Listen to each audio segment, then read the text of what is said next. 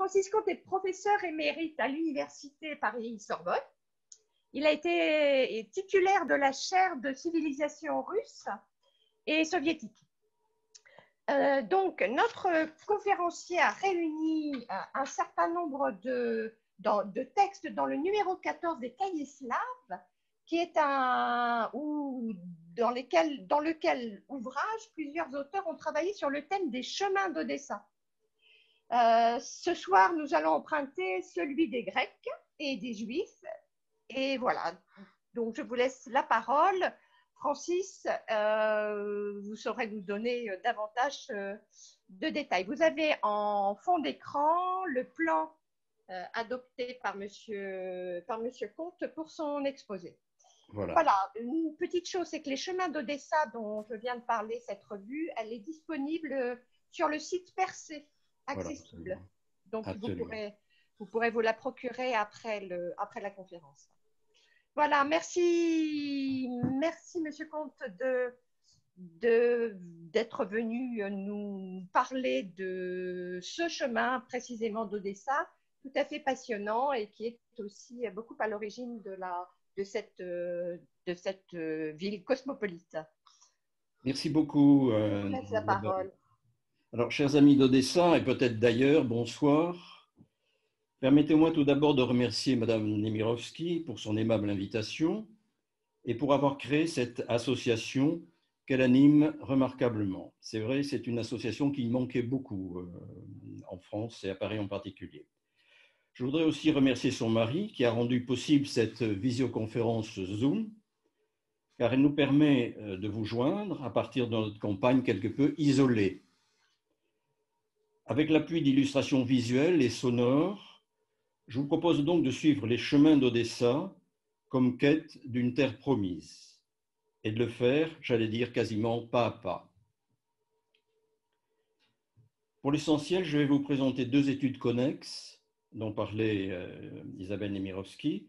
Elles concernent les Grecs et les Juifs d'Odessa avec leurs ressemblances, leurs dissemblances et leurs antagonismes, ce qui devrait nous permettre de commencer à expliciter le phénomène odessite qui sera abordé en perspective historique. Pour cela, il faut se rappeler qu'après sa fondation en 1794, Odessa n'est qu'une bourgade dotée d'un petit port, je vais d'ailleurs vous montrer, le village et la forteresse de Hadji Bey, sur l'emplacement de la future Odessa. Vous avez au fond, si vous avez sur l'écran, d'abord c'est le peintre Ladijensky, un peintre juif d'Odessa, sur lequel on pourrait commenter aussi, puisque les représentations étant normalement interdites dans le monde juif, les peintres, il n'y avait pas de peintres avant le milieu du 19e siècle à Odessa, mais les tenants de la Haskalah ont permis cette ouverture très forte, et c'est un peintre grec d'ailleurs, sur lequel je reviendrai, Kyriat Kostandi, qui a formé la plupart des peintres des sites qui, au moins aux trois quarts, étaient d'origine juive. Bukowiecki, par exemple, ou le père de Boris Pasternak, Léonid Pasternak. Donc, nous parlerons des Grecs et des Juifs, de leur proximité, de leur éloignement, des antagonismes. Pour cela, je voudrais rappeler donc que le petit port et la petite ville d'Odessa a été créé par la volonté de Catherine II au fil de ses conquêtes sur l'Empire ottoman. À l'encontre d'autres petites cités nées de la même façon, Odessa a beaucoup d'inconvénients, en particulier de ne pas se trouver à l'embouchure d'un fleuve, donc elle manque d'eau, et elle se situe à l'extrémité d'une steppe immense, quasiment déserte, sans forêt, qui aurait seule pu donner du bois de construction et permettre la création d'une véritable flotte russe. La jeune Odessa succède donc à Hadji Bey, à ce petit village que le duc de Richelieu, donc son premier gouverneur, découvre avec énormément de surprise. Elle est encore semi-orientale. Et lui qui a fui le Paris révolutionnaire n'en croit pas ses yeux lorsqu'il arrive, en se demandant ce qu'il vient faire là. Il voit, et vous le voyez, un fortin qui est au bout, ici, tout à fait en haut du tableau. Ce fortin qui a un nom un peu prétentieux, Yeni Dunya en russe, en turc en l'occurrence d'ailleurs, qui veut dire le monde nouveau. En fait, vous le voyez sur ce tableau du peintre Ladijensky de 1899, vous voyez une mosquée, vous voyez quelques habitants, un café, et il n'y a pas de chameaux, alors que d'ordinaire, il y avait des chameaux sur le site d'Odessa à cette époque. Qu'y a-t-il comme habitants? Quelques Tatars, Nogaï, et des marchands grecs, des marchands juifs aussi. Le village, vous le voyez, et ça a été très bien rendu par le peintre, est plutôt misérable, sans perspective, malgré son nom pompeux, donc le nom pompeux de sa forteresse. En fait, pour des raisons essentiellement stratégiques, militaires puis commerciales, Odessa va devenir la fenêtre sur le sud, comme Saint-Pétersbourg avait été créé par Pierre le Grand, un siècle auparavant, pour devenir une fenêtre sur l'Europe du Nord. Or, au bout de 2 ou 3 décennies, l'image d'Odessa deviendra celle d'une terre promise, comme l'affirme le proverbe juif, heureux comme Dieu à Odessa. C'est ainsi que la petite cité évitera le sort de tant d'agglomérations de la province russe, isolée, retardée, et qui n'avait de ville que le nom. Mais lorsqu'on souhaite parler d'Odessa, quelques années plus tard, il faut donner rendez-vous à Pouchkine. C'est là, à Odessa, vous le savez, qu'il fut exilé en 1823-1824, pendant 1 an et demi, je dirais pour son trop-plein d'indépendance d'esprit. Exilé est bien le terme qui convient au lieu de relégué. En effet, Odessa est créée, vous le savez, aux confins méridionaux de l'Empire russe, à plus de 2000 km de Saint-Pétersbourg, sur un territoire encore inconnu qui vient à peine d'être conquis sur l'Empire ottoman. Il n'y a pas de route, et c'est une terre où l'on relègue les insoumis, comme on le faisait dans les autres extrémités de l'Empire, le Grand Nord russe ou la Sibérie. Mais à Odessa, dès 1823, Pouchkine est émerveillé par la jeune cité qu'il découvre, émerveillé par la lumière qui étincelle et par la douceur de la mer où il se baigne. Par sa vivacité d'esprit et sa perception très fine, Pouchkine est un observateur rare. Dans le roman en vers qu'il commence à écrire à Odessa, Eugène Onéguine, il parle de notre sujet, du commerce qui enrichit la cité comme des nationalités qui lui donnent sa dynamique. Il nous dit, je cite, c'est lui qui parle, « J'étais à Odessa la belle. Le ciel là-bas est longtemps clair, le commerce hisse ses voiles, il est actif et opulent. » Fermez la parenthèse, ou les guillemets. Parmi ces marchands qui vont s'enrichir dans le commerce du blé, nous trouvons d'abord des Italiens, un Français, Charles Sicard, mais aussi et surtout des Juifs et des Grecs. Pouchkine y est d'ailleurs frappé par les groupes ethniques fort différents qui forment une sorte de nation odessite. En parlant d'Odessa, il nous dit, je cite, « Tout à l'éclat du midi à Odessa, qui se bigarre d'une diversité vivante. La langue de l'Italie dorée, donc la langue de l'Italie dorée, sonne dans la rue joyeuse où passe le slave orgueilleux, le français, l'espagnol, l'arménien et le grec, et le pesant moldave, et le fils de la terre d'Égypte, le fort Ali, corsaire à la retraite. » Si vous me permettez l'expression, on pourrait dire qu'il s'agit là de nationalités vinaigrettes qui se croisent mais ne se mélangent pas. Les Juifs ne sont pas mentionnés par Pouchkine car ils y figurent encore très peu. Ils ne commencent à y arriver que 2 ou 3 ans plus tard, à partir de 1825, mais alors par milliers, en particulier de la Galicie autrichienne, d'Allemagne et de Crimée tout d'abord. Très vite, Odessa sera considérée comme la 3e capitale de l'Empire, après Moscou, la capitale historique, Saint-Pétersbourg, la capitale politique. Mieux encore, En quelques décennies, Odessa se transformera en mythe, en un Eldorado qui va faire vibrer dans le monde la volonté d'entreprendre.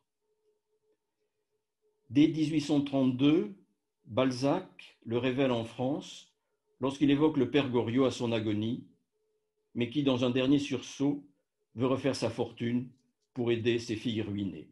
Je cite, « Il me faut guérir parce qu'il leur faut de l'argent, et je sais où aller en gagner. J'irai faire de l'amidon en aiguille à Odessa. Je suis un malin, je gagnerai des millions. Mon Dieu, qui refera leur fortune si je m'en vais? Je veux aller à Odessa pour elles, à Odessa y faire des pâtes. » Voilà ce très célèbre passage de 1832. Vous voyez, une trentaine d'années, 35 ans simplement après la création d'Odessa, où elle est effectivement devenue un mythe. Maintenant, pourquoi Balzac, en deux mots, connaissait Odessa? Simplement parce qu'il est lié depuis l'automne précédent, l'automne 1831, avec Madame Hanska, qui sera sa femme très très longtemps après, qui était une grande propriétaire de blé, justement de terre à blé en Ukraine, et qui lui avait envoyé d'Odessa justement une lettre, donc à l'automne 1831, pour s'amuser en réalité avec des amis et lui dire combien ses romans, comment elle adorait ses romans. Et c'est de là que Balzac s'est informé et il cite donc dans son Père Goriot cette fameuse phrase sur Odessa. Alors je voudrais maintenant revenir à un propos initial de cette présentation.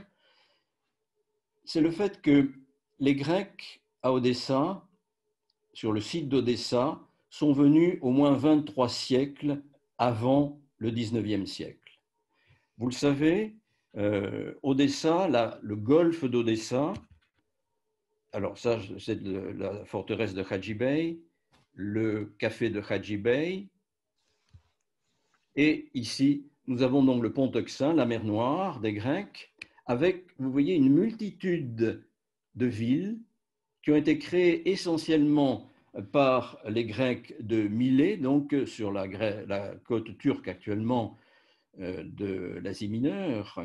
Et Platon, d'ailleurs, disait que ces villes qui encerclaient la mer Noire étaient comme des grenouilles autour d'un lac. Et on le voit ici, il y a très régulièrement ces villes qui ont été créées à quelques centaines de kilomètres les unes des autres.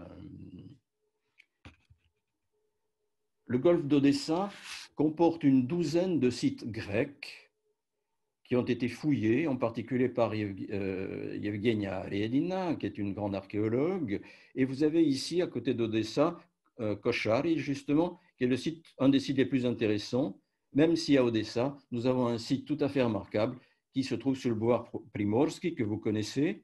Et vous avez vu certainement cette verrière à travers laquelle on voit le site grec avec des amphores et autres qui se trouvaient là. Voilà les Grecs qui partent effectivement de Milet pour rejoindre Odessos, qui est le nom romain en réalité donné très probablement à ce site. Voilà d'ailleurs les bateaux qui allaient en mer Noire, et évidemment d'abord dans la Méditerranée. Le bateau à gauche est un bateau marchand, vous voyez qu'il est assez lourd, il a un bastingage, il a une échelle derrière pour descendre, et à droite vous avez un bateau militaire tout à fait différent.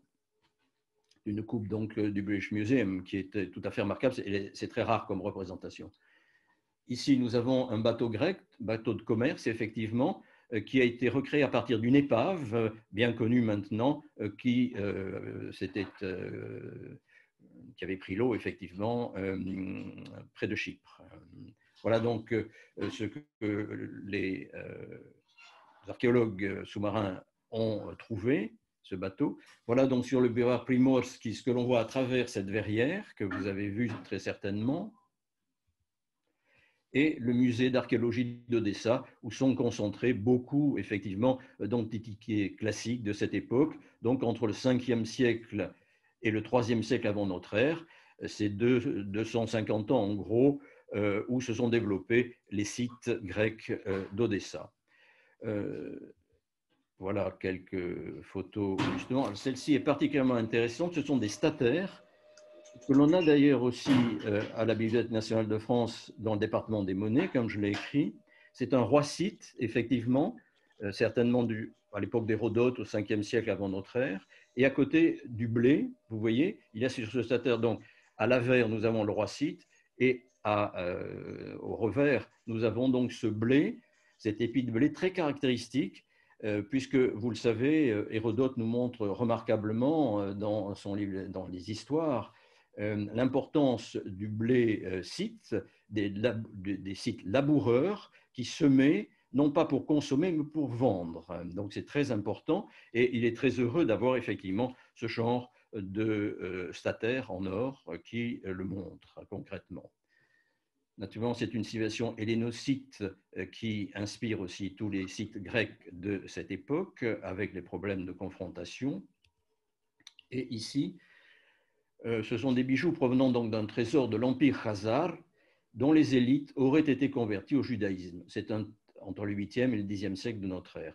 Je n'ai pas le temps de développer, mais c'est un moment très important, effectivement, que cet empire semi-nomade, avec sa capitale Itil, qui est sur la basse Volga, près d'Astrakhan, et ce sont des bijoux, effectivement, Khazar, peut-être fabriqués d'ailleurs par les Grecs à tel ou tel moment.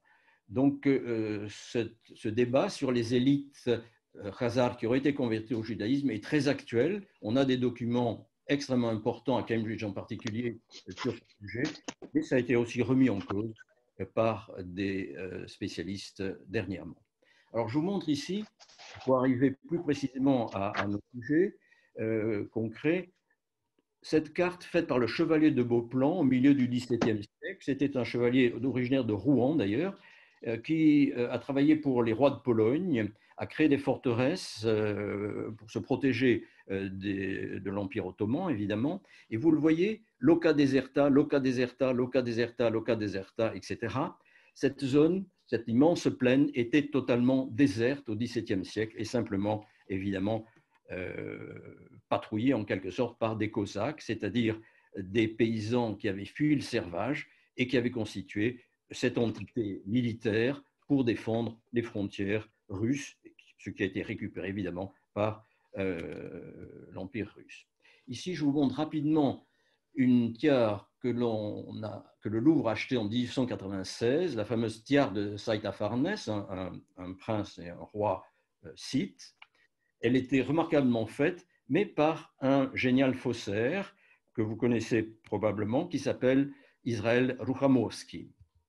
Voilà d'ailleurs Ruchamovski jeune et son père, ici à côté, vous voyez la différence de génération. Ruchamovski va quitter son petit village où se trouvent ses parents, maudit d'ailleurs par ses parents, et il va arriver à Odessa, où il va effectivement devenir un des grands, jeune mais grand déjà, orfèvre. Et il sera repéré par des personnes qui vont lui demander de reproduire une tiare qu'ils ont vue, ils lui donnent tous les modèles, il va le faire, et ces faussaires, en réalité, vont vendre cette tiare au Louvre. Elle n'était pas du tout faite pour des amis archéologues, mais pour la vendre. Et il y a eu, les Allemands ont regardé comment le texte déroulait, et à ce moment-là, ils ont constaté que c'était un faux, ce que le Louvre au début n'a pas voulu savoir, etc. Et tout le monde s'est moqué, effectivement, ensuite, dès 1803, vous le voyez ici, le squelette de Saïta-Farnès enfant par Ruchamovski, l'estompeur de la tiare. Donc, vous voyez, ça nous ramène, si vous voulez, à notre monde juif et en même temps à ce talent remarquable de Ruchamovski qui est venu ensuite à Paris. Au Louvre, on lui a demandé s'il était capable de refaire ceci. On l'a enfermé. Il a refait effectivement tout un morceau de cette tiare et il est resté à Paris où il a vécu jusqu'en 1936 et où j'ai rencontré certains de ses descendants. Voilà. Alors maintenant, je passe à ce thème donc direct de cette présentation, les chemins d'Odessa, partir, fuir. On trouve effectivement chez les peintres russes, en particulier chez Sergei Karovin, ce paysan qui part. Il faut dire que le vagabondage, l'errance était très fréquente en Russie, à côté des pèlerinages, des mouvances aussi lorsque les paysans partaient dans Zarabotki pour toucher, effectivement, avoir quelques gains, où ils partaient seuls, ou ils partaient en groupe, où ils formaient souvent un artiel d'artisans pour louer leurs forces, si vous voulez, et revenir ensuite dans leur village. Voilà justement aussi de Lipschitz, Jacob Lipschitz, cette fuite lorsqu'il effectivement il y avait des massacres ou lorsqu'il y avait un danger. Et lorsque les paysans russes, asservis jusqu'en 1860, voulaient quitter la Russie centrale, où ils étaient donc asservis et tout à fait misérables, pour Odessa. Et c'est vrai que les premiers gouverneurs d'Odessa, dont je reparlerai, ces premiers gouverneurs refusaient de rendre les paysans asservis à leur maître, et au contraire les garder et les cacher même pour qu'ils restent à Odessa, où il fallait meubler et bien évidemment la ville, peupler la ville et peupler la région pour la mettre en valeur. Voilà une fourra de voyageurs juifs venant de Crimée, avec ce chariot tout à fait caractéristique. On pouvait venir aussi en bateau. Pendant longtemps, les colons juifs qui vont peupler les campagnes pour servir d'exemple aux paysans russes vont venir par bateau depuis l'Allemagne et ensuite à pied depuis, alors soit ils arrivent en bateau jusqu'à Odessa, ce qui est quand même beaucoup plus rare, soit ils arrivent par Saint-Pétersbourg et vont à pied jusqu'à Odessa. Vous voyez dans ce tableau très célèbre de Ivan Aizvazovski, cette vue d'Odessa par une nuit de lune, 1846, avec en haut les grands palais, les magnifiques palais du boulevard Primorsky que l'on devine. Voilà le plan de ce qu'était Odessa, plus exactement Hadji Bey, avant Odessa, avec sa forteresse et avec ce plan très caractéristique, parce qu'il y a effectivement des ravins que vous connaissez si vous êtes allé à Odessa. Alors, ceci est assez intéressant dans la mesure où il s'agit de tombes ici, de tombes juives qui ont été retrouvées avant même la création de la ville d'Odessa en 1794. Ce sont des plaques, effectivement. Il y en a plusieurs qui sont intéressantes. Les noms sont des prénoms juifs qui étaient des noms probablement de notables, puisqu'on a retrouvé encore une petite trace de doré sur ces plaques. Donc, il y avait à peu près 234 juifs à Odessa en 1795, le premier recensement fait par l'amiral de Ribas, et on les a retrouvés relativement récemment près de la forteresse. S'il y avait 234 juifs, il y avait à peu près 220 grecs, marchant le plus souvent, comme pour les juifs aussi, qui se trouvaient dans la forteresse d'Odessa, près de la forteresse d'Odessa, avant même la création de la ville. Voilà quelque chose aussi qui me paraît intéressant. Il y a eu des Cosaques juifs. Ici, par exemple, les Markievitch, c'est le blason des Markievitch. Lorsqu'il y avait des marchands juifs qui allaient dans la Sech Zaporog, par exemple, eh bien, s'il y avait parmi eux certains qui voulaient devenir cosaques, ils le pouvaient parfaitement. Et on a écrit beaucoup actuellement, déjà dès les années 1830, puis ça a été interdit sous la période stalinienne, et ça a été repris maintenant, cette étude des Cosaques juifs sur laquelle on pourrait longtemps épiloguer. Alors, ces juifs vont se retrouver en Russie, plus d'1 million de juifs, près d'1,5 million, lors du partage de la Pologne, les 3 partages de la Pologne au tournant du XVIIIe siècle. Et cette zone de résidence s'étend, vous le voyez, de la Baltique à la mer Noire. C'est une zone extrêmement importante. Vous voyez le nombre de gouvernements qu'il y a, où les juifs étaient réduits effectivement un petit peu au servage, mais dans les villages, comme les paysans russes l'étaient sur la terre, si vous voulez. Voilà par exemple un jour de marché à Klemenetz qui vous montre ce qu'étaient ces villages juifs que vous connaissez. Et il y a même une petite illustration, mais je ne veux pas être trop long.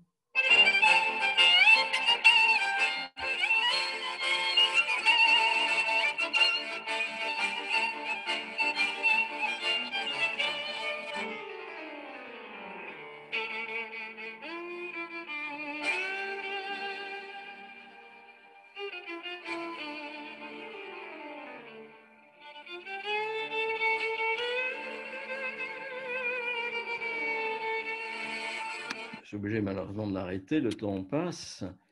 Voilà évidemment les célèbres tableaux de Chagall, le cimetière de 1917.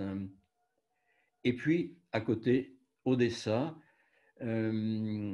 par un graveur français d'ailleurs, la gravure a été coloriée ensuite, qui vous montre effectivement Odessa avec une descente, mais qui n'est pas encore l'installé dit Patiomkin, si vous voulez, là-bas. Mais vous voyez, avant même la construction sur le bois Patiomkin, donc sur le boulevard Primorsky, vous voyez ici des bâtiments, mais surtout le premier théâtre d'Odessa qui est brûlé malheureusement en 1871 et sera reconstruit ensuite sur le style viennois.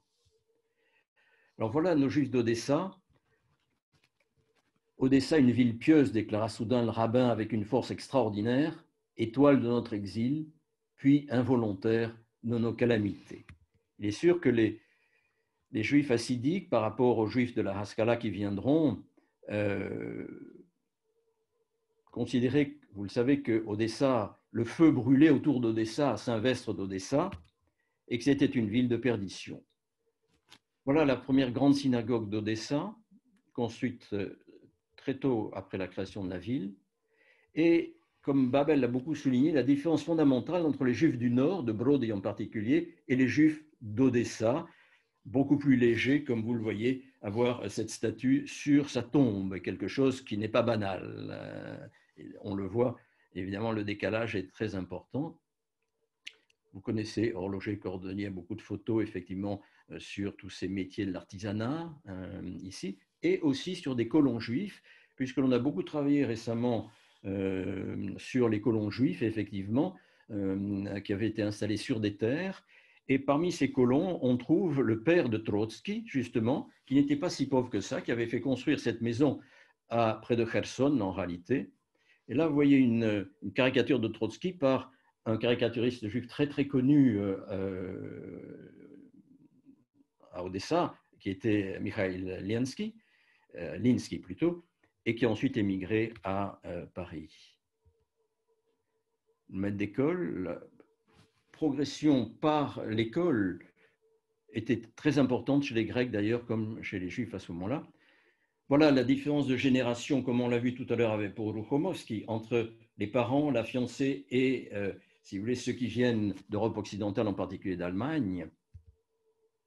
Ici donc le fameux violoniste russe sur lequel Boris Tcherny, professeur à Caen, a écrit un remarquable article. Et nous avons ici donc le rôle de la musique. Vous savez qu'on disait à Odessa que si un enfant porte un violon dans la rue, c'est qu'il ne joue pas du piano. Alors ici nous avons donc ces... voilà.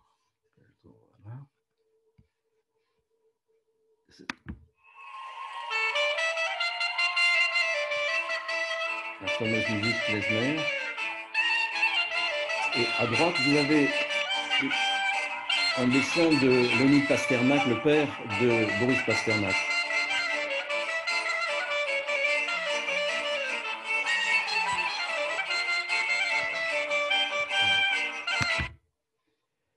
Voilà aussi, promenade familiale du samedi en 1840, essentiellement des groupes juifs, effectivement, dans le parc. Et ici, je vais beaucoup vous montrer cette photo qui montre l'évolution des Juifs à Odessa. Vous avez ici la mère de Rosalia, qui est la mère donc de Boris Pasternak, brun ici, à côté de son autre grand-mère, qui est la mère de Léonid Pasternak, de leur père, ici Boris, et son frère Alexandre. Alors j'ai beaucoup de photos de la famille Pasternak, parce que j'avais eu comme professeur quand j'étais en Angleterre, comme professeur justement la sœur de Boris Pasternak, Lydia. Alors ici, une carte qui est importante pour nous, puisqu'elle montre que Odessa est la plus grande ville juive d'Europe en 1897. Vous voyez, même Varsovie, qui avait une population juive très importante, n'a que 130 000 juifs, il y en a 140 000 à Odessa, mais 35 000 simplement à Moscou, etc. Paris, 60 000, Londres, 47 000. Donc c'est le musée juif d'Odessa qui a fait cette carte qui me paraît vraiment intéressante pour nous. Voilà la fameuse synagogue Brodsky, qui a été transformée ensuite en archive pendant la période soviétique. Cette synagogue est importante pour nous parce qu'elle montre que tous les juifs qui venaient de Brody, de Galicie, donc de Galicie autrichienne, étaient très sensibles à Haskalah, très sensibles donc aux lumières juives, qui ensuite vont donner aussi un mouvement pro-palestinien important. Synagogue aussi Brodsky, des juifs de Brody au départ, très, très révolutionnaire, si vous voulez, puisqu'il y avait, c'était une synagogue chorale, avec comme cantor Minkowski, le premier à Odessa. Je crois qu'il faut aussi signaler que dans le monde juif, il y a aussi les Karaïtes, qui étaient très importants en Crimée, et qui, à Odessa, avaient pignon sur rue. Par exemple, ici, les fameux établissements des bains Isakovitch, Madame Isakovitch, Rachel Isakovitch, par le peintre Kuznetsov, à Odessa. Voilà. Les Grecs, comme les Juifs, les Juifs en particulier au départ, étaient, il faut bien le dire, avant l'arrivée à Odessa, étaient souvent les intermédiaires, les gestionnaires des grands propriétaires terriens polonais. Ces grands propriétaires avaient ces champs de blé que l'on nous montre. Le blé arrivait par ces chariots, très très grands chariots, tirés par des bœufs. Ils arrivaient à Odessa, dans les rues d'Odessa, que vous voyez ici, et ils arrivaient, voilà les bœufs, sur la place, c'était la place des Grecs à l'époque, la place de la douane, ici. Voilà, le port d'Odessa. Et ici, un tableau assez rare, c'est le port d'Odessa par Kandinsky, à sa figure encore dans le style figuratif. Voilà les bateaux débarquant de blé d'Odessa à Marseille par Alphonse Mout. Et puis, à côté du blé, beaucoup d'usines de sucre, en particulier Lazar Brodsky, qui venait aussi donc de Brody, de Galicie autrichienne, peinture au musée des Beaux-Arts. Et là, je vous propose aussi un thème, juste en passant, entre Grecs et Juifs. En effet, les Romagnotes descendent de sont inspirés par ce judaïsme hellénique. Ce sont des Grecs qui sont devenus juifs et que l'on trouve en particulier encore en Roumanie et en Bessarabie. Si l'on veut donner quelques informations sur les Grecs, et voir le lien entre les Grecs et les Juifs, il y a effectivement le fait que pendant 400 ans, les Grecs se sont trouvés évidemment sous le joug, comme on disait autrefois, ottoman, avec les massacres dès qu'ils veulent se révolter, ces massacres qui vont effectivement être extrêmement criminels, si vous voulez, de la part des Ottomans. Vous voyez ici, par exemple, un crâne percé par une lance ottomane. Vous connaissez le célèbre tableau de la Croix, évidemment, sur le massacre de Chios. Et il faut dire que ces massacres qui ont tué, il y a eu 25 000 tués et à peu près 45 000 habitants de Chios qui ont été vendus comme esclaves en 1822, et beaucoup de familles de Chios qui ont pu partir sont arrivées à Odessa et seront d'ailleurs à la base même de la dimension révolutionnaire des Juifs d'Odessa, des Grecs d'Odessa, très influencés par le mouvement révolutionnaire et la volonté de créer une Grèce indépendante. Ces Grecs ont fondé donc cette église de la Sainte Trinité. Ils l'ont fondée d'ailleurs dans un quartier juif, dans le quartier juif principal d'Odessa, et les problèmes d'ailleurs naîtront ici de cette proximité. Voilà les milieux populaires. Là aussi, comme pour le monde juif d'Odessa, on va voir qu'il y a à la fois les plus pauvres et les plus riches. Les plus pauvres dans le port, les dockers par exemple, avec leur maison de prière, et puis les grandes familles juives, effectivement, comme vous avez des Grecs très modestes, très pauvres souvent, et des Grecs de la plus grande opulence. Voilà des jeunes femmes de la bourgeoisie grecque naissante, par exemple, à Odessa, et le professeur Kyriakos Kostandi, dont je vous parlais, qui a formé la plupart des peintres juifs d'Odessa, dont certains d'ailleurs sont partis, beaucoup même sont partis à Paris, à partir de 1905, au moment du grand pogrom 1905, ou plus tard, après la révolution d'octobre. Là, c'est un portrait de Kostandi, une jeune femme qui va justement devenir servante en ville. Alors, il y a eu donc une confrontation très vive entre Grecs et Juifs à ce moment-là, et je voudrais en dire quelques mots. En effet, il y a beaucoup de ressemblances entre Grecs et Juifs, entre leurs destinées, si vous voulez. Je crois qu'il y a une certaine communauté de destin à Odessa qui a été un cadre très favorable à leur développement. Ils sont assez proches, d'abord parce que, comme je le disais, ils ont été soumis pendant des siècles à un véritable ostracisme. Les Grecs sous le joug musulman, ottoman, les Juifs, évidemment, en raison de cet ostracisme infiniment plus long, évidemment, y compris dans l'Empire russe, lors des pogroms du XIXe siècle, sur lesquels nous reviendrons. Ceci dit, Odessa leur a donné à tous la possibilité de mettre à profit leurs talents. En effet, Odessa est conçue comme une ville par des étrangers, créée par des étrangers, pour des étrangers. Je crois que c'est très important. Et ceci est dû à des gouverneurs singulièrement éclairés, l'amiral de Ribas, qui est un Italo-espagnol par son père, irlandais par sa mère, le duc de Richelieu, le général Thomas Cobley, un anglais, puis lui succède le comte de Langeron, puis le comte et prince Mikhail Vorontsov. Lui-même a été éduqué en Angleterre, il est marié à une Polonaise et sa sœur a épousé le comte de Pembroke en Angleterre.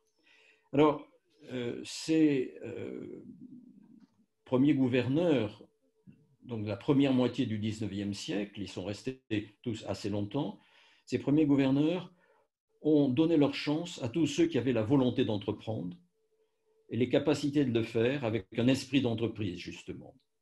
Ils leur ont donné la liberté juridique d'agir avec une certaine tolérance et surtout une aménité que les Grecs comme les Juifs n'avaient pas connue depuis très longtemps. Par ailleurs, Grecs et Juifs se sont appuyés sur la solidité de leur famille et de leur parentèle, qui constituaient autant de réseaux dans l'espace mer Noire-Méditerranée. À ce sujet, il faut rappeler une formule qui me paraît intéressante, c'est de considérer le fait que la côte nord de la mer Noire est pour eux la troisième rive de la Méditerranée.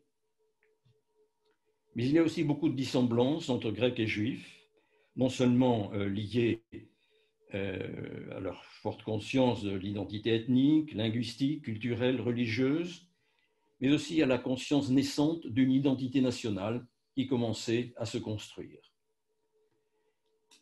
En fait, les raisons fondamentales de l'animosité qui va se développer à partir même des années 1820 vient d'une forte rivalité commerciale et bancaire qui deviendra de plus en plus féroce. Cet antagonisme commence dès 1821, le premier pogrom d'Odessa, qui oppose donc dans ce commerce du blé les Grecs aux Juifs et réciproquement. À partir de cette époque d'ailleurs, et de plus en plus vers le milieu du XIXe siècle et après, les Grecs vont varier leurs profits du blé à la pierre en construisant un nombre considérable de maisons de rapport à Odessa et plus largement sur les bords de la mer Noire et de la mer d'Azov. Les Juifs, quant à eux, étaient au départ les commis de ces grands marchands grecs, mais ils avaient comme passé d'être, je vous le disais, les principaux gestionnaires des grands propriétaires terriens. Et à ce moment-là, c'est eux qui servaient d'intermédiaires auprès des grands propriétaires, auprès des paysans, et c'est eux qui fixaient le blé, le prix du blé. Donc, il y a eu aussi une évolution sociale très importante de ces commis juifs qui vont devenir des marchands, puis des banquiers, des assureurs, des industriels, enfin des mécènes, comme les Grecs l'avaient fait avant eux. Ces confrontations deviennent de plus en plus violentes et nous en avons d'excellents témoignages, en particulier d'un négociant qui s'appelle Grigorios Koupas, un grec, qui montre que ces pogroms ont commencé le plus souvent autour de l'église grecque de la Sainte Trinité, les uns accusant les autres de blasphème et ceci dégénérant bien évidemment. Malheureusement, beaucoup de Juifs sont à ce moment-là devenus des boucs émissaires, non seulement en raison des rivalités commerciales, mais aussi parce qu'une assez forte récession se manifeste à Odessa à partir du milieu du XIXe siècle avec la guerre de Crimée. Et à ce moment-là, nous aurons l'origine de ces émeutes, puis des pogroms qui se succédèrent par 8 fois en 1821, 1849, 1859, 1871, 1881, 1900 et enfin le plus dramatique, celui de 1905, lié à la révolution de 1905. Voilà le passage, donc, je le reprends du blé à la pierre, les grands marchands grecs, ici, avec Marasli qui a été longtemps le maire d'Odessa, traite extrêmement riche, un grand mécène, mais il ne faut pas oublier que son grand-père était aussi un corsaire, un petit peu comme d'autres Grecs. La famille Rodokanaki, au départ, étaient des corsaires, si vous voulez, qui pillaient les navires hostiles lorsqu'il y avait en particulier une guerre. Et on a même retrouvé une lettre du duc de Richelieu donnant le statut de corsaire à un Rodokanaki.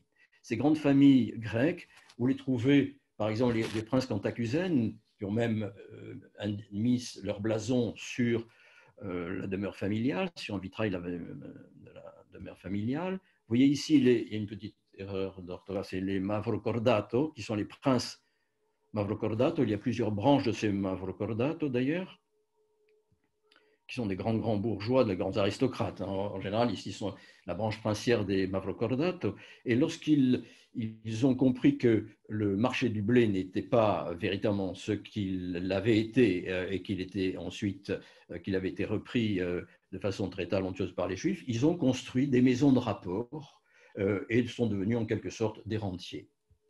Vous voyez ici encore une autre branche de la famille, toujours avec leurs blasons, leurs armes, etc.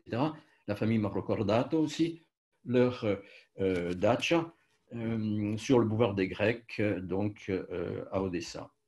Vous voyez ici la princesse Marthe Bibesco, qui est née Mavrocordato par le peintre Boldini. C'était vraiment la grande aristocratie, si vous voulez, richissime, que vous trouvez à Odessa et ensuite très vite à Paris ou à Londres. La famille Ralli, maintenant, chez les Grecs, le patriarche de la famille, en tenue de travail, si j'ose dire, et en tenue de soirée. Ici aussi, leur maison de rapport, qui étaient souvent de très très beaux immeubles dans le centre d'Odessa, avec aussi leur blason. Les Rodokanaki, donc, qui ont commencé par être d'abord corsaires avant de finir comme marchands, banquiers et mécènes. Et vous voyez aussi la différence de génération. Le fils de Pavel Fyodorovitch Rodokanaki, il faut dire que souvent, ils devenaient russes parce qu'ils avaient de très grands privilèges à devenir russes et ne pas rester grecs formellement. Mais les liens restaient entre les Grecs extrêmement solides. Voilà aussi une maison de rapport de cette autre famille Rodokanaki. Ici, une autre grande famille grecque, les Potrokokino, qui étaient des cousins, ils étaient en fait tous mariés les uns avec les autres. Voilà. Ah oui, ici, c'est une garden party, disait, de la famille Rodokanaki. Donc, vous voyez que la fortune était très, très considérable.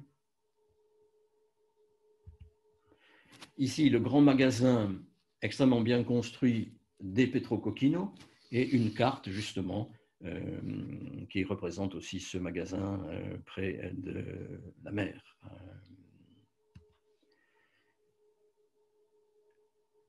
les Juifs à Odessa, les grandes familles juives, comme les Rafalovitch par exemple, négociants, banquiers, assureurs, ils avaient aussi, comme les Grecs, des bateaux. D'ailleurs, la famille Dreyfus avec ses propres bateaux. Vous voyez, une des maisons des Rafalovitch, mais le plus grand palais des Rafalovitch était celui-ci, qui est devenu le musée des arts occidentaux et orientaux à Odessa. Avec un escalier magnifique en marbre. Enfin, c'est un splendide palais qui appartenait donc au patriarche de la famille Rafalovitch, qui malheureusement s'est ruiné par la faute d'un ministre qui s'appelait Abaza, qui a fait construire d'ailleurs ce palais, mais qui a été accusé de compulsion, etc., et qui a fait se ruiner la famille Rafalovitch. Ici, le cimetière Karaït en Crimée, puisque les Karaït, je vous le disais, ont été très importants aussi à Odessa. Et ici, les banquiers, les grands banquiers juifs, le grand-père, le baron Horace Ginsburg, qui est à Saint-Pétersbourg, et le petit-fils Ashkenazi, dans une caricature de Linsky, que vous connaissez maintenant. Voilà aussi Madame, son épouse, Madame Ashkenazi, par le peintre et graveur et dessinateur Leleu, qui était très très connu à cette époque.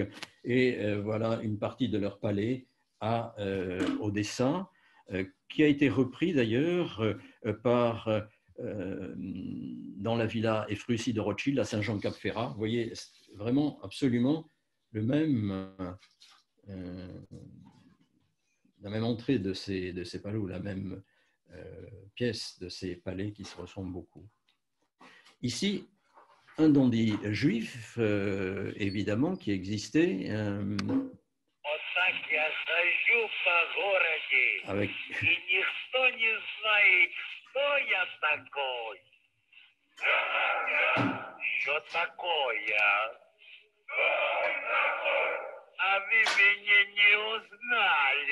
Et vous ne m'avez pas reconnu, etc.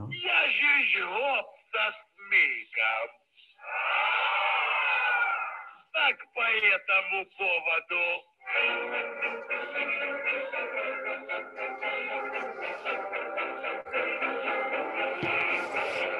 А жил-был на Подоле гоп-цыган, славился своим подзистым криком. Головка была прездорова, и мычал он, как корова, врагов имел миллион цыган.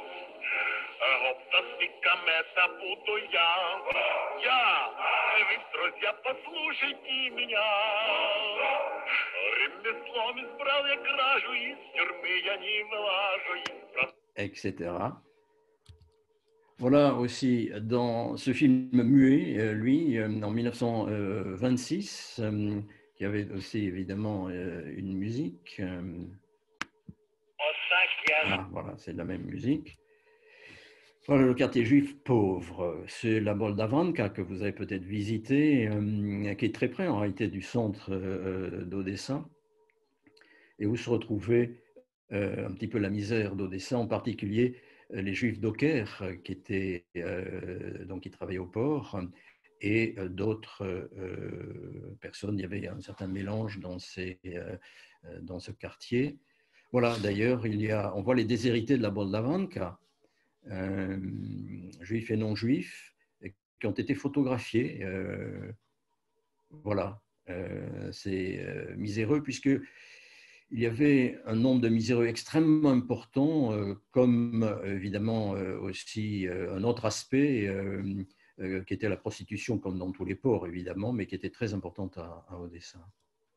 Voilà, l'autre versant en quelque sorte du monde juif, c'est le mécénat, et ici justement l'hôpital public israélite d'Odessa.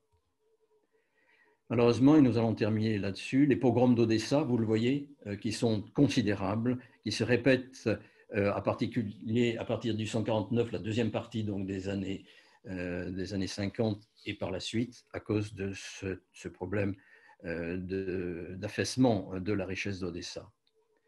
Voilà, vous voyez ces photographies que on voit l'habitat, les maisons qui sont dévastées complètement, les gens qui sont jetés à la rue. et la fameuse idylle d'octobre, qui est dit de façon ironique, effectivement, vous voyez la poupée de cette petite fille qui a été tuée.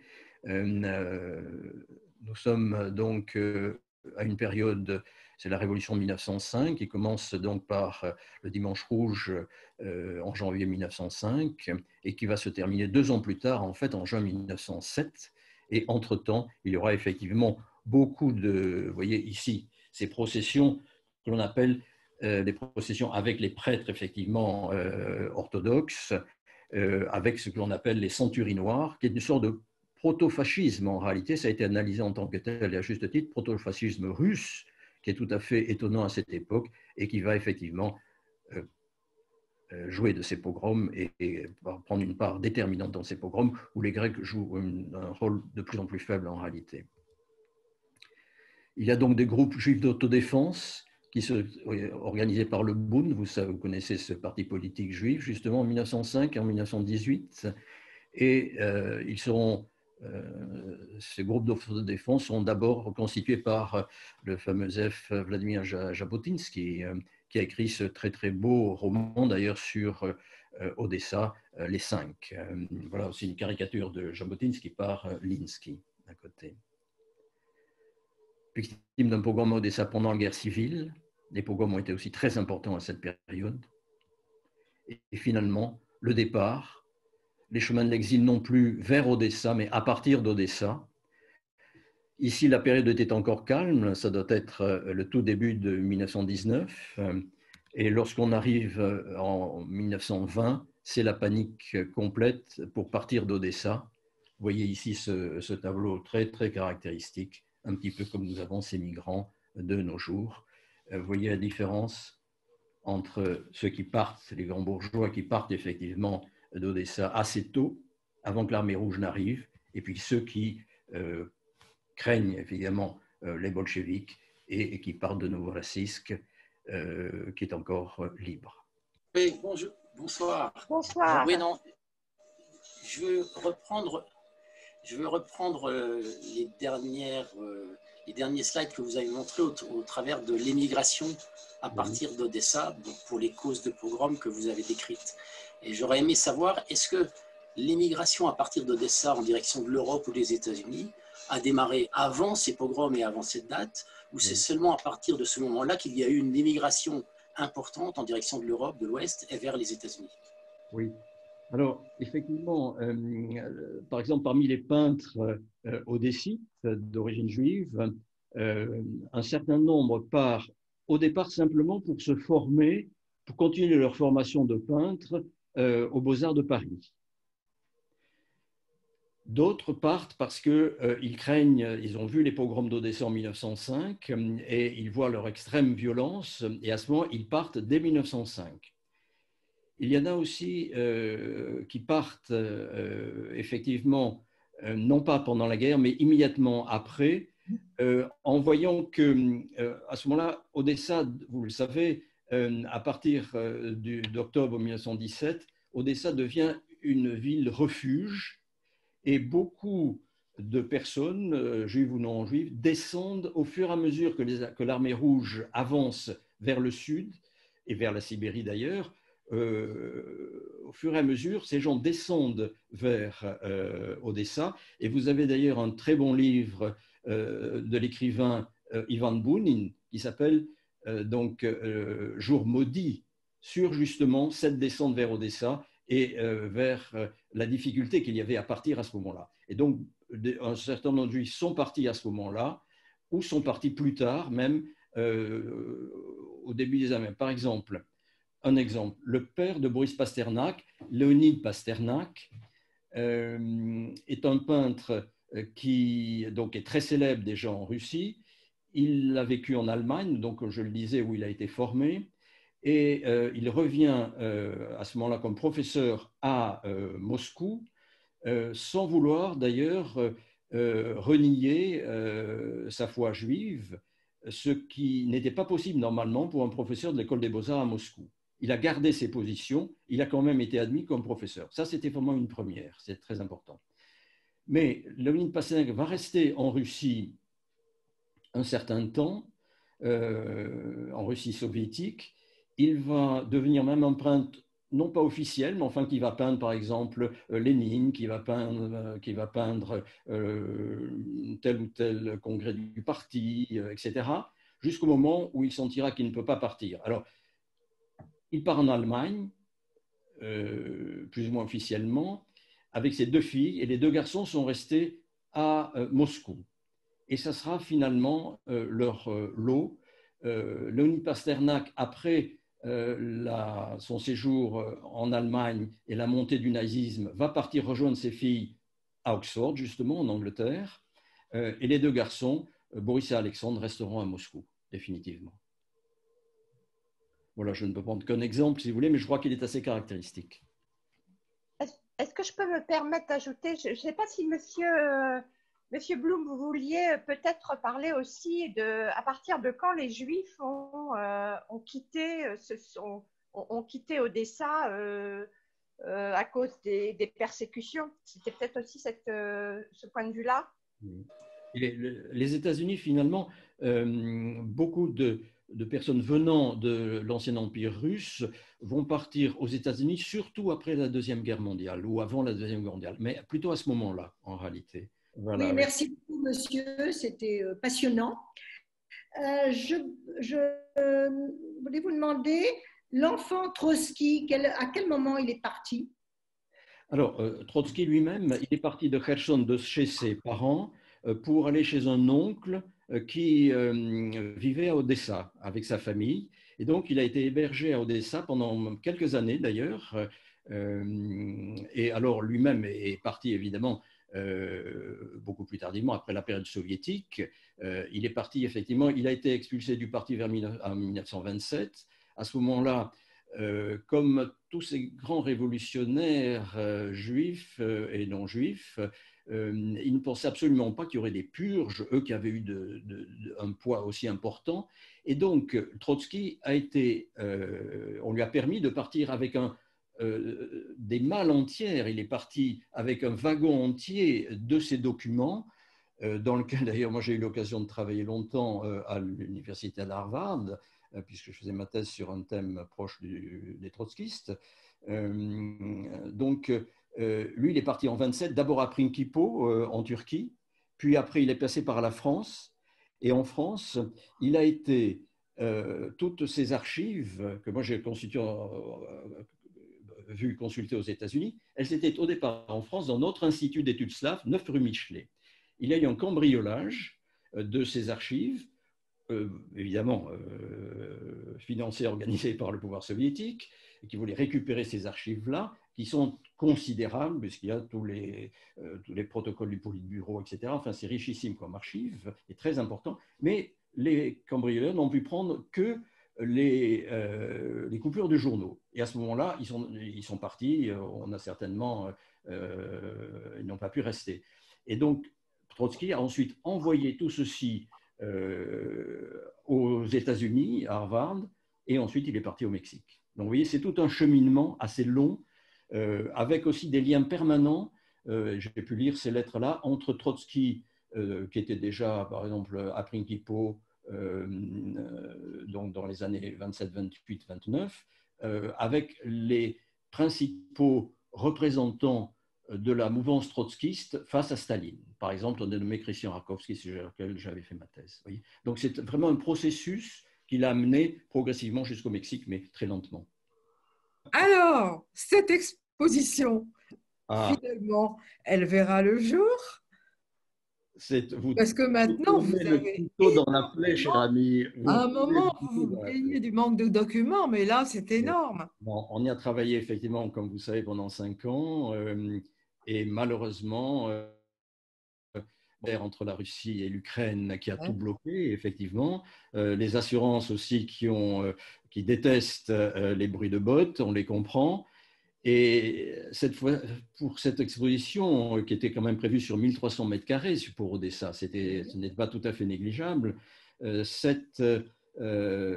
vous voulez, on n'a pas eu de chance non plus parce qu'auparavant, pendant la période soviétique, il y a eu une première exposition à Marseille, venant d'Odessa, qui était une bonne exposition d'ailleurs, mais qui est parti par bateau, tout simplement, Odessa-Marseille, si vous voulez. Il n'y a eu aucun Ouais. problème. Pour nous, on est obligé de faire venir, il y avait 400 objets que l'on avait retenus, dont des objets parfois très lourds, de près de 2 tonnes, des babas de la steppe, par exemple. On avait retenu tout cela. Ça devait partir par camion jusqu'au moment où tout a été arrêté. Et puis, il s'est greffé là-dessus le fait qu'il y avait une exposition en Hollande, justement, d'icônes ukraino-russes, si vous voulez, et que lorsqu'il y a eu cette guerre, les Hollandais n'ont absolument pas voulu, à juste titre, rendre ces icônes ni aux uns ni aux autres, mais attendre la fin de la guerre, entre guillemets. Donc, je crois qu'ils ne sont jamais dans ces pays-là. Alors, vous voyez, pour toutes ces raisons, à la fois notre exposition n'a pas pu se faire alors que tout était prêt. Il ne restait plus qu'à fixer les tableaux et avec un magnifique scénario magnifique d'une jeune femme vraiment de très grande qualité. Mais tout ceci a été malheureusement interrompu, et je crois malheureusement définitivement. Et c'est définitif. C'est-à-dire qu'il y avait des crédits très importants. Vous savez, ce sont des dizaines de millions d'euros lorsqu'il y a ce genre d'exposition. Et ces crédits, évidemment, ont disparu maintenant. Ce sont des grosses expositions, si vous voulez. Et on avait quand même beaucoup de chance. On avait fait aussi des collections d'objets au MUSEM, et tout ceci, malheureusement, est remis au calendrier grec. À un moment, on avait même pensé faire une exposition au musée d'art et d'histoire du judaïsme. Et puis, si vous voulez, le directeur du MUSEM qui avait auparavant dirigé ce musée-là m'avait dit que c'était malheureusement, le site du musée d'art et d'histoire du judaïsme est très difficultueux, vous le connaissez, il faut, etc. C'était difficile d'installer de grands tableaux comme vous avez. Voilà regrets éternels. Est-ce que je peux te poser une petite question? Quelle était la part de l'histoire juive dans cette exposition au MUSEM? Alors, elle n'était pas négligeable. On devait avoir plusieurs salles qui étaient consacrées à la naissance, d'abord à la Haskalah, puis ensuite aux grandes idées développées par les Juifs d'Odessa sur un futur État d'Israël, etc. Il y a eu quand même beaucoup de choses qui ont été faites à Odessa. Les grands écrivains aussi, juifs d'Odessa. Donc, ceci, on devait en parler. J'avais même pensé faire une sorte de, comme on le voit au musée juif d'Odessa, au musée des Juifs d'ailleurs, ça s'appelle plutôt, des Juifs d'Odessa, une sorte de salle avec un canapé déjà qui avait beaucoup servi, des journaux, etc. En faire toute une recréation de ce monde juif, si vous voulez. Oui, c'était. D'accord. Et vous alliez travailler avec le musée d'histoire des Juifs d'Odessa ou pas? Oui, c'est-à-dire j'y suis allé plusieurs fois et effectivement, on devait, je connaissais un petit peu le directeur à ce moment-là et on devait effectivement avoir un certain nombre d'objets et le mage aussi était prêt à nous aider de toute façon. D'accord, parce qu'en fait, je dis ça parce qu'en définitive, Odessa, oui, est connu dans le monde, mais pas forcément par l'importance de son histoire juive et de son apport à la contribution au patrimoine mondial. Voilà, c'est pour cette. Donc, je me disais que ça aurait pu être aussi un moyen de faire connaître, puisque c'est pas. Tout à fait. Mais comme je le dis, on avait tout à fait pensé, oui, à consacrer quelques salles à ce sujet. Oui. Eh bien, c'est dommage, on recommencera, c'est pas grave. Regrets éternels là aussi. Oui. Bon, rapidement, donc déjà, je voulais dire tout à fait mon admiration parce que j'ai trouvé cet exposé remarquable, tant à la fois de tout ce qu'on peut y apprendre, mais en plus très bien documenté, très bien imagé, et même en musique, c'est ce qui était assez joli aussi. Et effectivement, j'ai énormément appris de choses sur cette ville, sa création. Et ce que j'ignorais pratiquement, c'est cette énorme rivalité qu'il y a eu entre les Grecs et les Juifs dans cette ville. Tout à fait. Oui, ça a été très important. Et vous voyez, très tôt, dès 1821, le premier pogrom, qui était plutôt une échauffourée en réalité, les premiers pogroms on dit pogrom, mais c'était des échauffourées qui étaient extrêmement, qui pouvaient être très violentes, hein, mais enfin qui n'avaient pas du tout au départ la dimension d'un pogrom comme ça va être le cas après 1850, 53, si vous voulez, 54, après la guerre de Crimée, à cause de l'affaissement, si vous voulez, et de la crise sociale, économique et sociale qu'a vécu Odessa. Ben moi, j'ai une question qui n'a probablement rien à voir avec les Grecs et pas forcément avec les Juifs. Mais vous avez fait allusion à un moment donné aux Karaïtes. Oui. Alors, est-ce que, à un moment de votre exposé, alors Oui. est-ce que vous pourriez éclairer un peu ma lanterne qui sont ces gens-là, enfin, Oui. quelle est leur origine, leur croyance, leur Oui. langue. Alors, Oui. il m'est arrivé une fois une chose en Crimée. Oui. J'y étais avec un cousin qui était, enfin, j'y étais parce qu'il est mort, qui était israélien. Et on est arrivé dans un endroit où il y avait un petit monument qui ressemblait à un temple ou quelque chose comme ça. Et il y avait des inscriptions en caractère hébraïque. Oui. Moi, j'étais incapable de lire. Et je lui dis, mais écoute, toi, tu dois pouvoir me dire ce que ça veut dire. Oh, ben, c'est des caractères hébraïques, mais c'est absolument pas de l'hébreu. C'est probablement karaïte. Alors, qui sont les Karaïtes? Alors, les Karaïtes, vous avez raison de parler de la Crimée parce que à partir du IVe siècle de notre ère, donc vous voyez, c'est très ancien, il y avait des marchands juifs qui se trouvaient en Crimée. Et tout ceci va durer jusqu'au XIIIe, XIVe siècle et milieu du XVe siècle, lors des colonies génoises. Vous savez qu'il y a eu en Crimée de très grandes colonies génoises, tout à fait importantes par leur commerce, avec une rivalité d'ailleurs entre Gênes et Venise dans ces colonies, mais c'est Gênes qui l'a finalement emporté. Et il y avait donc des colonies juives aussi dans ces villes génoises de la Crimée. Et parmi eux, il y avait justement toute une branche qui était nombreuse, qui était importante, qui était des Karaïtes. Et ces Karaïtes, certains auraient même voulu, ou même pensé, qu'il s'agissait de l'origine des Juifs ashkénazes en réalité. Bon, ça c'est encore à prouver.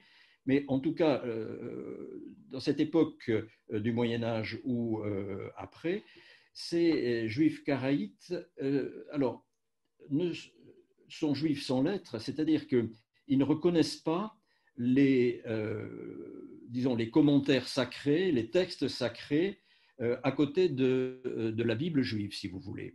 Mais peut-être notre amie Isabelle connaît cela beaucoup mieux que moi. Mais en tout cas, ce qui m'a frappé, c'est de voir à Odessa, vous voyez, des portraits d'abord ces fameux bains Isakovitch, de voir le grand portrait mondain de Madame Isakovitch, de voir aussi les fameux cimetières karaïtes de Crimée. Donc, il s'agit effectivement d'une base de croyance juive, de la Bible juive, mais un refus total des commentaires. Et lorsqu'on voit les lieux de prière karaïtes, c'est vrai qu'ils n'ont rien à voir avec une synagogue. Ce sont des petites sortes de petites maisons, si vous voulez, ou un petit habitat, mais qui n'a rien à voir avec les grandes synagogues juives que l'on connaît à Odessa, la synagogue officielle, la grande synagogue ou la synagogue Brodsky. Mais Isabelle connaît cela certainement beaucoup mieux. Non, mais vous êtes très complet. Non, c'est ce qu'il faut surtout savoir, c'est que les Karaïtes refusent le Talmud. Voilà, exactement. Pour eux, tout est dit dans la Torah et rien n'est à ajouter. Donc voilà. On peut peut-être quand même rajouter que les Karaïtes sont présents en Israël et qu'il y a une synagogue karaïte en plein cœur de la vieille ville de Jérusalem, dans le quartier juif. Une vraie synagogue. Une synagogue. Quelle langue, pardon? C'est intéressant. Quelle langue parle-t-il? En Israël, ils parlent l'hébreu. Ben, Bien sûr. Je suis assez étonnée que écoutez. votre ami israélien n'ait pas Monsieur Landesman, que votre ami israélien dise que ce ne sont pas des caractères hébraïques? C'était des caractères hébraïques, mais ce n'était pas de l'hébreu. Bah oui, c'était, si vous voulez, c'était une langue écrite avec l'alphabet hébraïque, Ouais. mais qui n'était pas de l'hébreu. Alors, c'est pas compliqué, c'est soit du yiddish, mais ça ne me paraît pas être ça, soit de l'araméen. Oui, peut-être l'araméen, oui. De l'araméen, parce que là, à part, il y a quelques, on repère l'araméen par divers. Alors, au Moyen-Âge, mais si l'alphabet. Au Moyen-Âge, en Crimée, il y avait encore des gens qui parlaient araméen. Ah, c'est possible. Donc, je pense que ça doit être de l'araméen, oui, tout à fait. Ben, en fait, c'est la langue du Talmud aussi, l'araméen. Je pense, C'est une réponse à ma question. je pense que c'était de l'araméen. Oui, oui. Qui nous parle? Je pense que c'était de l'araméen parce que l'araméen, c'est Daphne Fichelson. Et je pense que c'était de l'araméen. Tout à fait. Je pense que ça ne peut pas être autre chose que de l'araméen. Probablement, oui, oui. Très nombreux en Crimée au Moyen-Âge, ça c'était important à savoir, et actuellement on n'en voit quasiment pas. Mais vous avez beaucoup d'études qui ont été faites maintenant sur les Karaïtes. C'est un thème qui avait été oublié un peu, beaucoup moins que les Roumagnotes, mais les Roumagnotes c'est aussi tout à fait passionnant de voir des Grecs convertis au judaïsme et qui ont leurs églises et leurs prêtres. Oui. Quand on interroge Wikipédia, là, ce que je viens de faire très rapidement, donc, voilà. Ça vaut ce que ça vaut, il est écrit que les Karaïtes pouvaient représenter entre le 9e et le 11e siècle environ 40% de la population juive mondiale. Voilà, d'où l'idée que les Juifs ashkénazes descendent de ces Karaïtes. Alors, est-ce qu'il y a encore une dernière question? Et on va sur Persée, on va trouver… Alors, voilà, vous tapez, je vais vous montrer. En fait, la revue se présente comme ça. Je ne sais pas si vous voyez. Oui, oui, très bien. Voilà, les chemins d'Odessa. Oui. Vous tapez sur une barre de recherche. Oui. Cahier slave numéro 14. Numéro 14. Et vous mettez Persée et normalement, vous devriez tomber dessus. Voilà. D'accord, parfait. C'est une revue, effectivement, que j'ai créée en 1990, le premier numéro. Donc, pendant 20 ans, nous avons développé cette revue sur des thèmes russes. Oui, je connais, mais c'est vous qui l'avez créée? Ben oui. Ah bon? J'étais à ce moment-là à la fois professeur et directeur de l'UFR d'études slaves de Paris-Sorbonne. Et donc, on a trouvé les moyens de dégager cette revue qui a ensuite été reproduite sur le site Persée. Les 20 tous les numéros ont été effectivement reproduits dans Persée jusqu'au numéro 14. Ce numéro de Persée est venu simplement parce que l'exposition n'a pas pu se faire. Et j'avais organisé un colloque en octobre 2014. Ce catalogue qui devait être publié comme la partie entre guillemets scientifique du catalogue global, si vous voulez, sur l'exposition que l'on préparait, eh bien, finalement, on m'a donné la possibilité de le publier sans qu'il y ait d'exposition. Et c'est le nouveau directeur du MUSEM qui m'a donné cette possibilité. Donc, l'a publié. Et effectivement, j'avais essayé de regrouper de bons spécialistes ukrainiens et français sur le sujet. Par exemple, Boltcherny, par exemple, un collègue qui est professeur d'archéologie, qui a fait un très très bon article, très bref, mais excellent, sur les Grecs à Odessa. Et puis beaucoup d'autres thèmes qui ont été abordés dans ce numéro-là. Oui. J'avoue avoir beaucoup aimé Boris Kersonsky sur les ruines du mythe d'Odessa. Oui. Ah oui, Kersonsky, c'est très très bon. C'est quelqu'un qui est un médecin à l'origine. Psychiatre, je crois, non? Comment? Il n'est pas psychiatre? Psychiatre, oui. Voilà. Et c'est vrai qu'on l'a invité, et cet article m'avait absolument… Je l'ai invité uniquement parce que j'avais lu son article. Hein, et je le trouvais exceptionnellement bon, vraiment, et très original. Très original. Il a une pensée très, très personnelle, si vous voulez.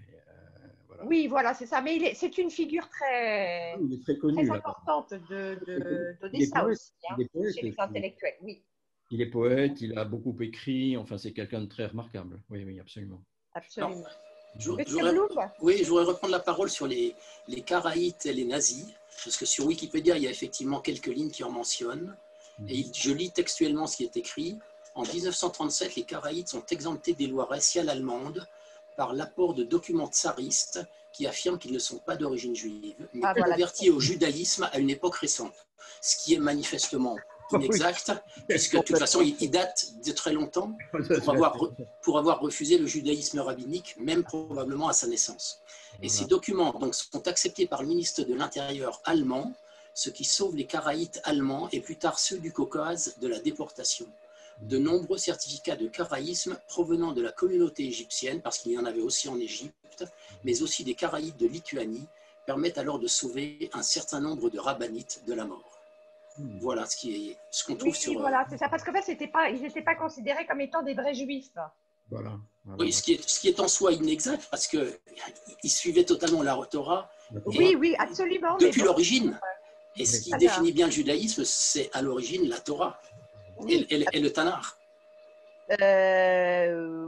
Oui, tout à fait, mais le Talmud est quand même... il est venu après. Il est venu après. Eh oui. Mais bon, voilà, ils ont... Écoutez, voilà. Comme les commentaires des pères de l'Église pour les catholiques. Oui, c'est ça. Ah oui, bien sûr. Après les évangiles, malgré tout. Oui. Tout à fait. Voilà. Eh bien, écoutez, je crois qu'on va vous laisser après ce magnifique exposé. C'est vous qui dois remercier véritablement, Isabelle, de m'avoir invité. Et je vous disais, l'an prochain, si vous êtes sage, je vous propose une conférence sur justement les peintres juifs d'Odessa. 4 jeunes femmes juives d'Odessa, peintres qui sont partis à Paris et qui ont une belle carrière. Non pas les plus connus d'ailleurs, mais les plus connus, je n'en parlerai pas, je parlerai des moins connus. Voilà. Alors là, on ne sera pas dans une valeur du judaïsme qui s'appelle la tsniout, la pudeur, parce qu'on a quelques exemplaires. Ce sont des modèles, c'est dans les plus beaux modèles de tous les peintres et sculpteurs. Voilà. Voilà, donc... à votre disposition à l'occasion. Avec grand plaisir.